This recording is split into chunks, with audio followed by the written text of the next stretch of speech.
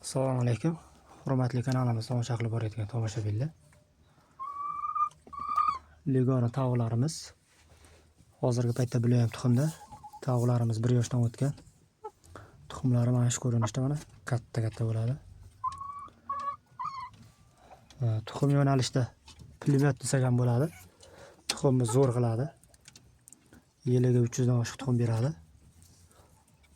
Tavuqlarimiz uy sharoitida boqilyapti.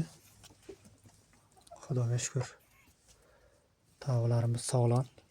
Vaksinadan keyin ancha yaxshi. Ko'rinishlari tavuqlarimiz.